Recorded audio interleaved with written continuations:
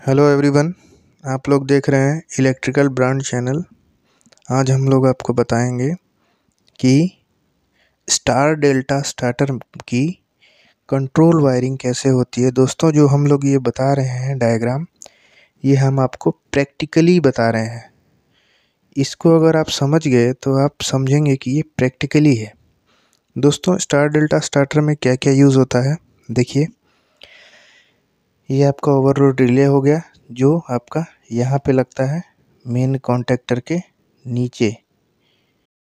और ये push button है, ये स्टार्ट बटन है, ये मेन कॉन्टेक्टर है, ये डेल्टा कॉन्टेक्टर है, ये स्टार कॉन्टेक्टर है और ये टाइमर है।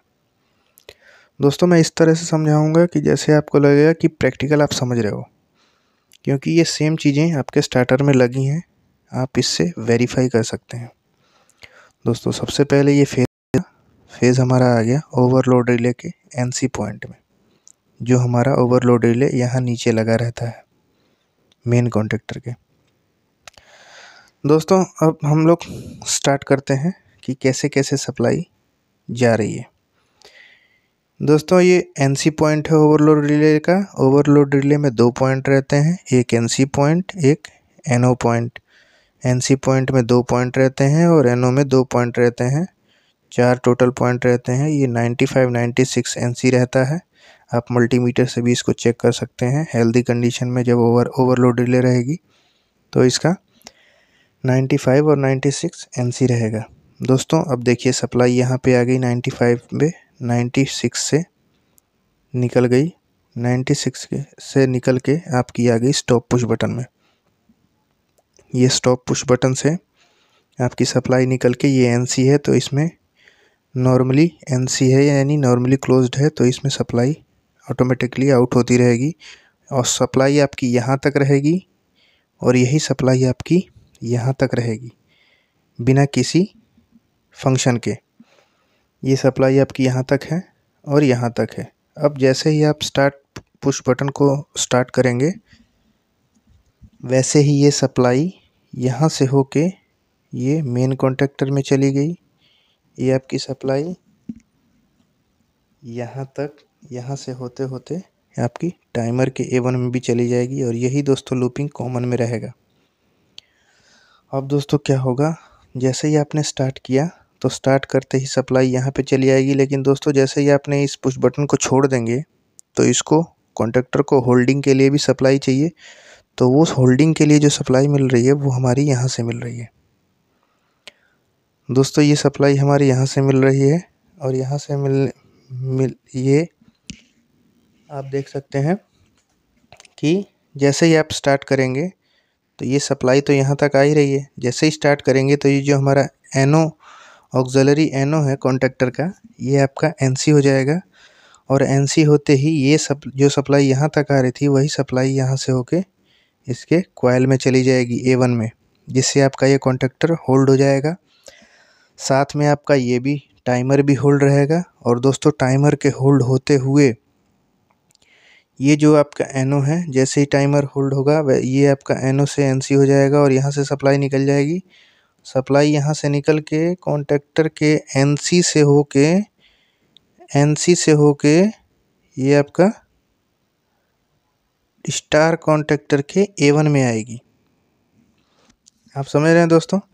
यानी कि ये कॉन्टेक्टर आपका होल्ड नहीं होना चाहिए, क्योंकि अगर ये आपका होल्ड हो जाएगा तो ये आपका एनओ हो जाएगा और जब एनओ हो जाएगा तो ये सप्लाई यहाँ से यहाँ नहीं जाएगी। दोस्तों, ये इंटरलॉकिंग है, इसी को इंटरलॉकिंग बोलते हैं। एनसी, ये डेल्टा का एनसी यूज़ करते हैं हम लोग स्टार कॉन्टेक्टर के लिए और स्टार का एनसी यूज़ करते हैं हम लोग डेल्टा कॉन्टेक्टर को होल्ड करने के लिए। तो दोस्तों देखिए, जैसे ही आपने पुश बटन प्रेस किया, सप्लाई यहाँ तक आई, कॉन्टेक्टर होल्ड हुआ। कॉन्टेक्टर जब होल्ड हुआ तो ये एनओ का एनसी हो गया। एनसी हो गया तो जो सप्लाई यहाँ से आ रही थी वो सप्लाई यहाँ से कॉन्टेक्टर को मिलने लगी। टाइमर भी आपका ऑन हो गया। टाइमर के ऑन होते ही ये आपका एनसी के थ्रू स्टार कॉन्टेक्टर भी होल्ड हो गया। यानी सेम टाइम में आपका मेन कॉन्टेक्टर होल्ड हुआ, स्टार कॉन्टेक्टर होल्ड हुआ और टाइमर ऑन हो गया। तो दोस्तों जब ये दो कॉन्टेक्टर होल्ड हो गए तो आपका क्या होगा, जो 3 फेज़ यहाँ से सप्लाई जा रही थी ये आपकी चली गई मोटर में, और जो यहाँ से 3 फेज़ निकला है स्टार कॉन्टेक्टर से वो यहाँ पे आके जुड़ेगा दोस्तों। पावर वायरिंग में आप लोग देख सकते हैं यहाँ पे आके जुड़ेगा। डेल्टा वाले में नीचे 3 वायर जुड़े रहते हैं और यही डेल्टा से ही 3 वायर आपके और मोटर में जा रहे होते हैं। तो दोस्तों जब ये और ये होल्ड होंगे तो दोस्तों यहाँ पे जो पावर वायरिंग रहती है यहाँ पे लूपिंग रहती है, यानी तीनों फेज शॉर्ट रहते हैं ऊपर की तरफ स्टार वाले कॉन्टेक्टर में। तो दोस्तों ये तीनों फेज शॉर्ट हो जाएंगे आपस में अगर ये कनेक्ट हो गए तो वहाँ आपके टर्मिनल पे स्टार बन जाएगा, यानी 3 टर्मिनल शॉर्ट हो जाएंगे जिससे वो स्टार बन जाएगा और मेन कॉन्टेक्टर की सप्लाई जाती रहेगी उसमें। दोस्तों आपने ये टाइमर पे 5 सेकंड या 6 सेकंड जो भी सेट किया है, आफ्टर 5 सेकंड और 6 सेकंड में जो सप्लाई आपको यहाँ से मिल रही थी एनओ से और इसके डेल्टा कॉन्टेक्टर के एनसी से होके स्टार में जा रही थी, अब 5 सेकंड बाद ये टाइमर यहाँ से सप्लाई ना निकाल के यहाँ से सप्लाई निकालेगा। दोस्तों जब यहाँ से सप्लाई निकालेगा ये, तो जैसे ही ये यहाँ की सप्लाई ये कट करेगा तो ये आपका कॉन्टेक्टर ओपन हो जाएगा, यानी अनहोल्ड हो जाएगा। जब अनहोल्ड हो जाएगा तो ये जो एनसी है ये एनसी ही रहेगा दोस्तों। जब ये होल्ड होगा तो ये एनओ हो जाएगा और जब नहीं होल्ड होगा तो ये एनसी रहेगा।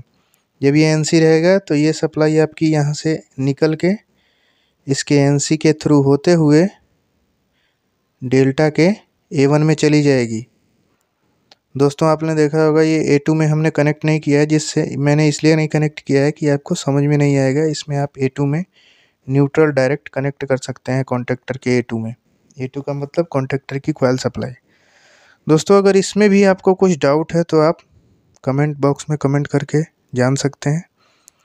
आशा करता हूँ कि आपको समझ आया होगा। जो भी डाउट्स है वो कमेंट बॉक्स में कमेंट करें और दोस्तों हमारे चैनल को सब्सक्राइब करें क्योंकि वीडियो बनाने में बहुत मेहनत लगती है। Thanks for watching.